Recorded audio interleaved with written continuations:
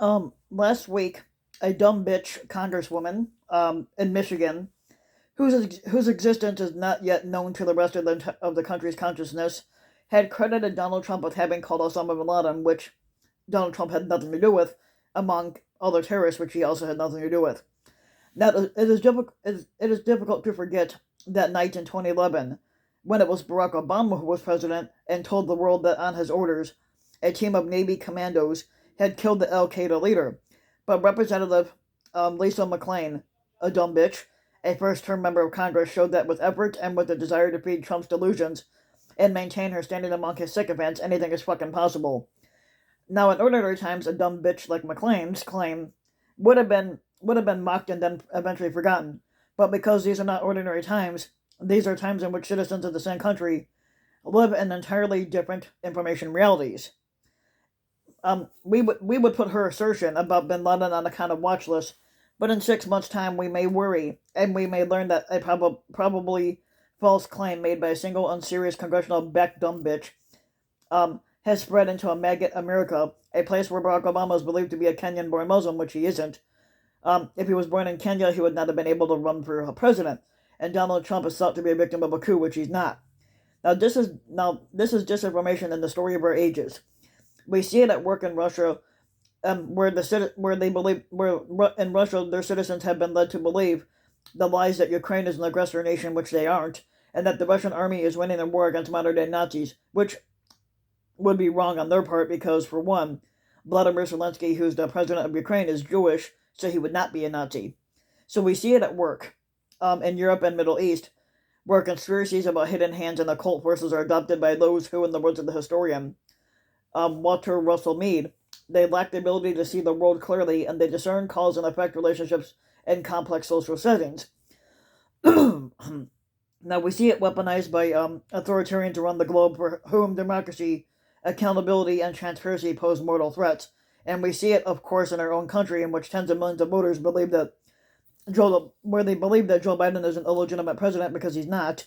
But well, I mean, he is president, but he's not illegitimate. He won, and they just can't get over the fact of that. And because the man he beat in 2020 specializes in sabotaging reality for personal and political gain. Now, this mass delusion has enormous consequences for the future of democracy. As Yoni Applebottom has noted, democracy depends on the consent of the losers. Sophisticated, richly funded, technology-enabled disinformation campaigns are providing losers with other options.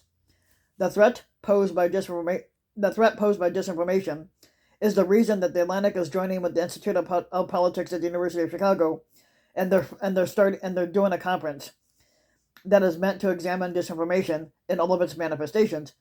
Now, David Axelrod, who's the founder and leader of the IOP, he discussed this idea, and he agreed that the future of this country and of our democracy and of our democratic allies around the world, it depends on the ability and willingness of citizens to discern truth from falsehood.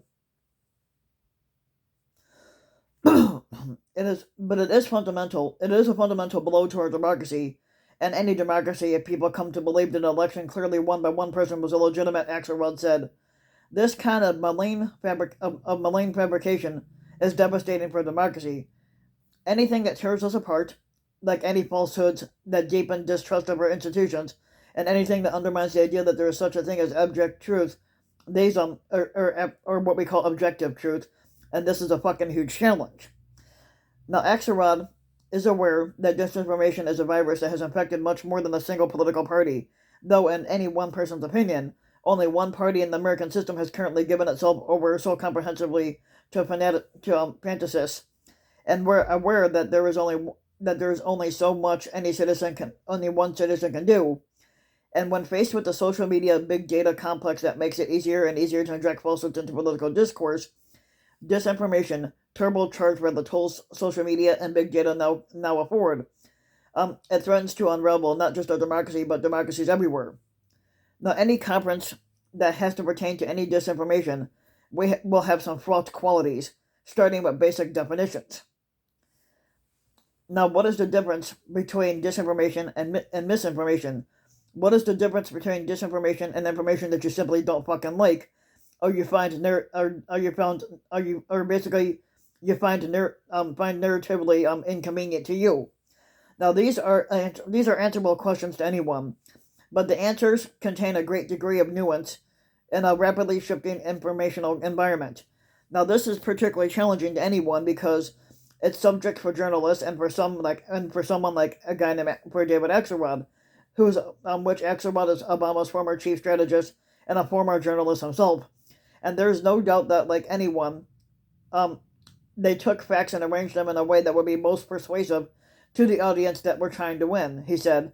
But that's fundamentally different than creating stories that are basically untrue and designed to polarize factions and achieve authoritarian goals. The lie about the Obama birth certificate, the Pizzagate conspiracy, these are examples of what the fuck we're talking about. Disinformation is a fraught subject for a big tent magazine, um, one that believes it's best for democracy to offer a wide variety of views and opinions. But basically, people strive for nonpartisanship at the Atlantic, and we aim to publish independent thinkers and a wide variety of viewpoints. But this most recent period in American history has presented what might be called both sides journalism, but serious challenges that have prevented this magazine from pushing and publishing many pro-Trump articles. After all, the articles must pass through a rigorous fact-checking process. Basically, the 3-day conference that they're having, where they're looking for misinformation, will feature some of the great experts and commentators on disinformation and technology. Today's agenda includes a conversation with President Obama, a talk about which he's even if since Obama's not president anymore and he hasn't been for 5 years, they still get the term president with them. Um, so basically, a talk about the Nobel Peace Prize winning journalist Maria Ressa and the Pulitzer winning historian of Russia Ian Applebottom.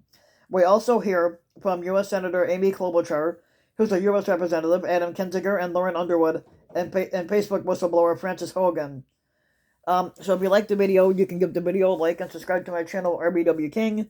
You can also hit the notification bell so that you'll be notified when a new video comes out. And if you want to support my work even further, you could donate to my Patreon link, which you could find on the about section of my YouTube channel. And to help and donating just a few dollars a month will help the channel go a long way. And thanks for listening.